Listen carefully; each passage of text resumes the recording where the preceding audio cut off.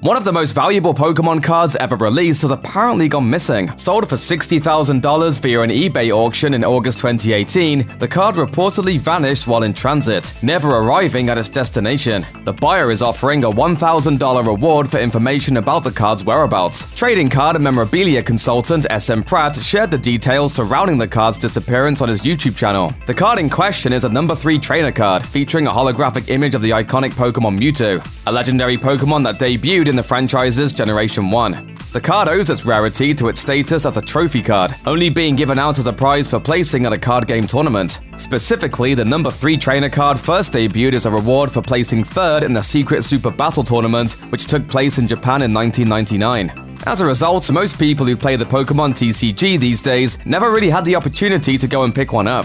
Pokemon fansite Poker Beach estimates that only 9 to 18 sets of the 3 Secret Super Battle cards were awarded in total. Due to the limited run, the 3 Secret Super Battle Trainers are now some of the rarest Pokemon cards ever printed. Oh, tonight, Puss, I got something hard edge. What? Pokemon cards.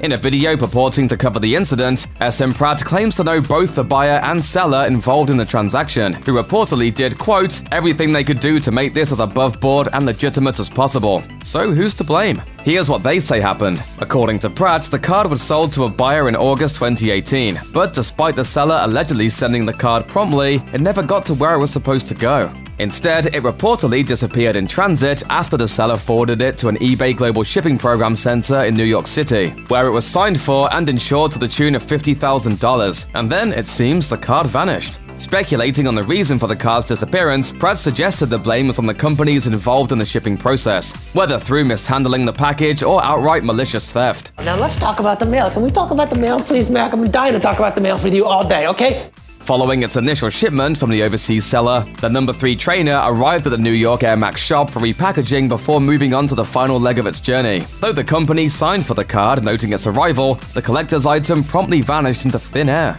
In the words of the collector who publicized the story, my guess is because of the immense declaration on the package, you had some scumbag who thought it was a good idea to steal it. Pratt went on to point out that it's possible that the card simply went missing due to negligence on the part of the package handlers, but that's just a theory. Apparently, no one really knows the full story about what happened. In an effort to hunt down the card and discover the truth, the buyer has reportedly tried several strategies, including commissioning a private investigation and offering a $1,000 reward to anyone who can provide legitimate information about the card's location. Should the card prove stolen, SM Pratt pointed out that the thief would face several roadblocks should they try to sell it. Basically, it's just too rare to get away with. The card's case features a distinct certification, and even if a reseller removed it from the casing, its unique holographic pattern and centering would make it simple to identify.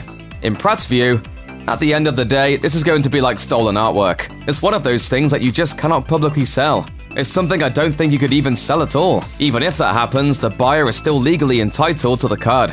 Due to the value of the card, any potential thief could be facing felony charges for swiping the goods if they're ever caught for doing it. In New York State, the theft of property valued over $50,000 is considered grand larceny in the 2nd degree, a Class C felony. That's no joke either. Class C felons can be sentenced up to 15 years in prison, with a possible fine of up to $15,000 on top of that. To make matters worse, stealing mail is also a felony all on its own.